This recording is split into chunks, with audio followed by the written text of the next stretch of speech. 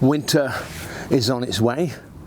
Bad weather, heavy rain is on its way. And I have the Abisko Lite 1 Fjallraven. I've never weather sealed it. I got it back last year. But now I think it's time for its first seal. How I'll be doing this, I'll be using Seal Grip from Gear Aid Plus Seal.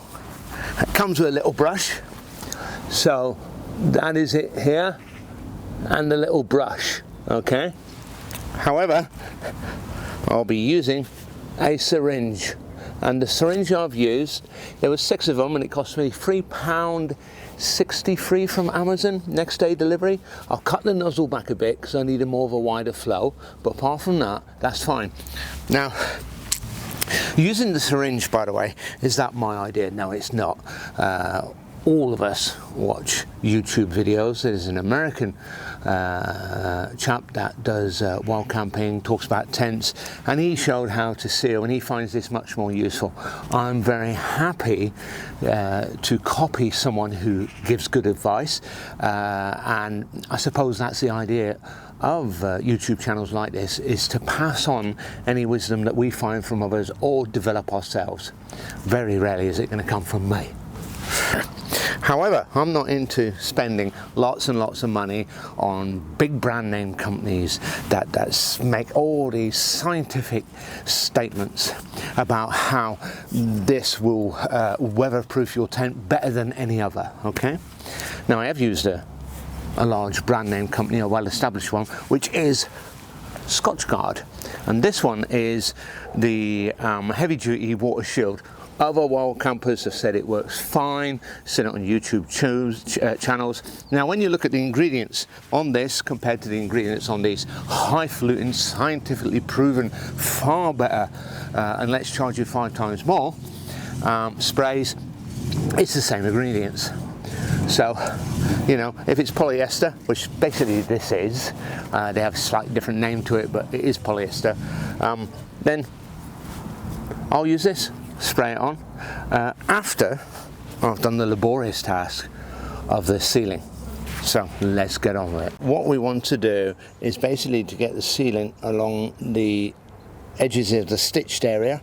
Obviously there's 2 stitches lines here, and along this way. So just to start with, just to show, and then I'll put it on hyperspeed, we just gently give it a nice little steady, gentle line like that. Do the same on this one, okay, a nice one like that, okay, and then all we do is get our brush and we brush it, and that's all we do. It doesn't have to be pretty, it has to work. That's the main thing. As long as it works, we're all happy. So yeah, get it in there. And it will show, by the way. It's not going to disappear. It will show. Some people may not like that, but I'd rather be dry. The idea is to be dry, and that's the main thing for me. And it might be better if I do it down the middle, like that, because it does pour quite fast, like so. And we'll see. This should be a very nice sealing. There you go. It's working lovely. And I'm confident that will not let any moisture or water in through the stitching once this is dried. And that's important, but do choose a day that you know is going to be dry, because it takes time to dry. I don't care if it's not too pretty. What I care about, as I said, is that it works. And that's the main thing.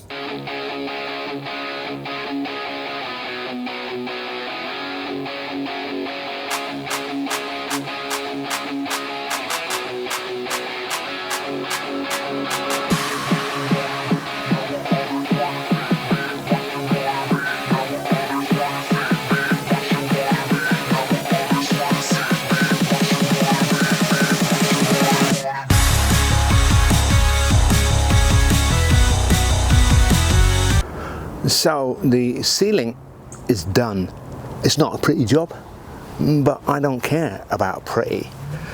What I care about is it going to keep my tent waterproof in strong winds and rain lashing down?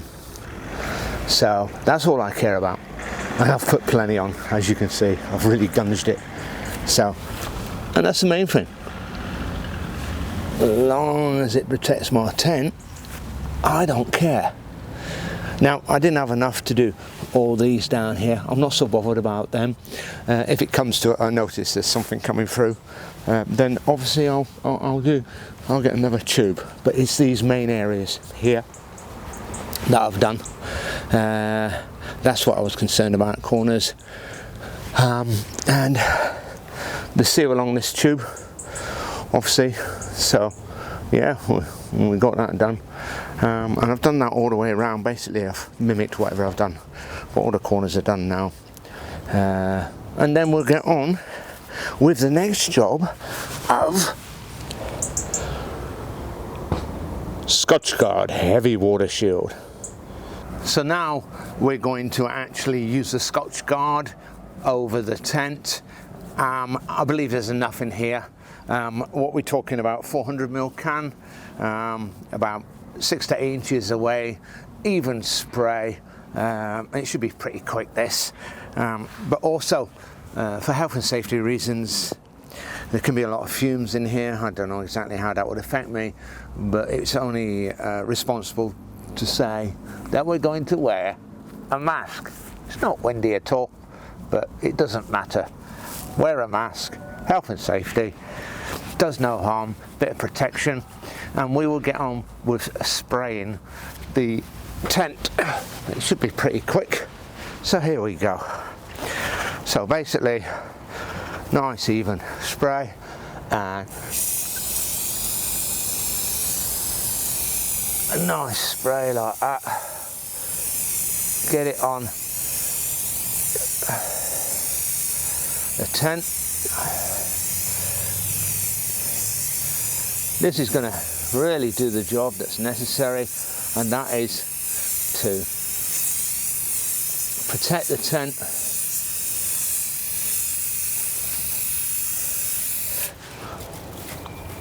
and it's going to be a case of here, down here,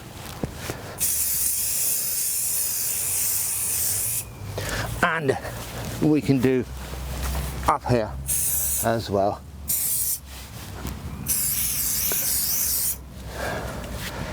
Let's make sure, nicely done.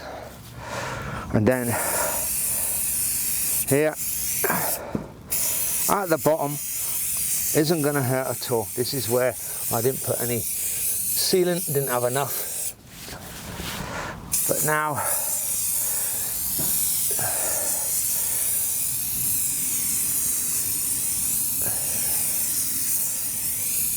oh, I can taste those fumes.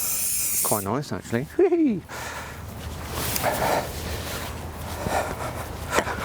And yeah, we're going to do it again. Stretch it over like so.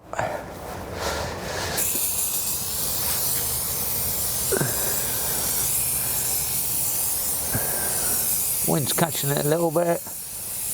That's fine.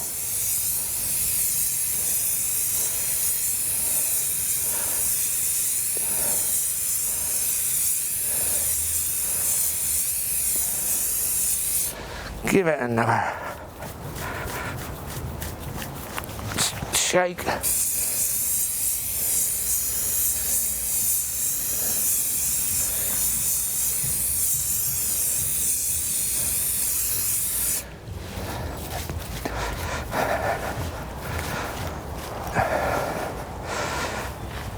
We see the overspill here, and that's fine. Don't want to get too close to it. You're not going to get a good spray. And down here as well. There.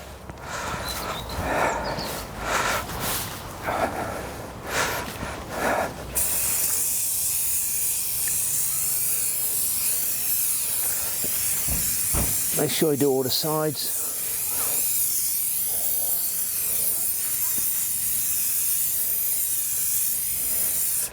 And that's it basically. On that side. And remember where you've been.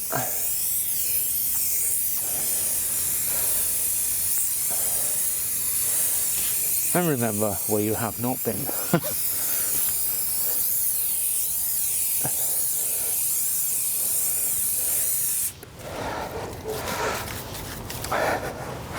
And that is pretty quick, isn't it? But I've got plenty left here.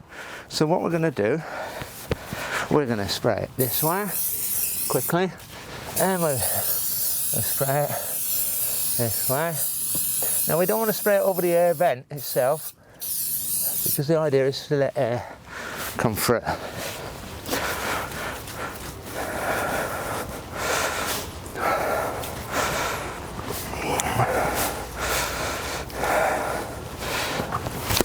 And up we go here, like so. Again, not over the air vent. There. Now you remember, I sprayed this way, so now I'm going to quickly spray this way, just to get it into maybe areas that it didn't come into. Okay.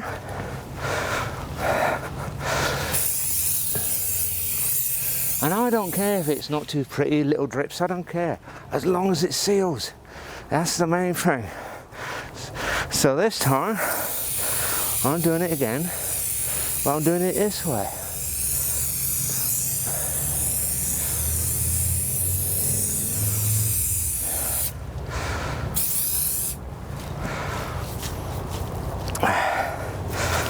And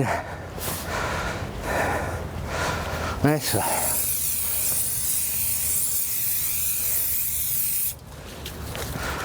I want my tent lovely.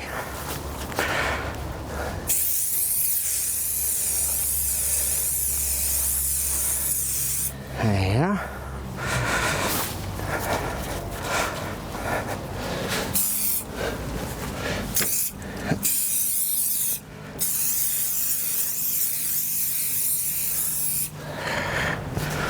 I'm happy with that.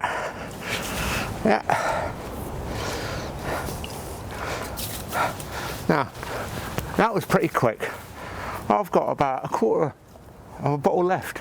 So basically it took 300 ml to do the Fjallraven Abisko Lite one. And it's a really wet coating. We'll let that dry. It doesn't matter if it's not pretty. What's in matter is that you've covered everything that you need to cover, and it makes it waterproof for the next year.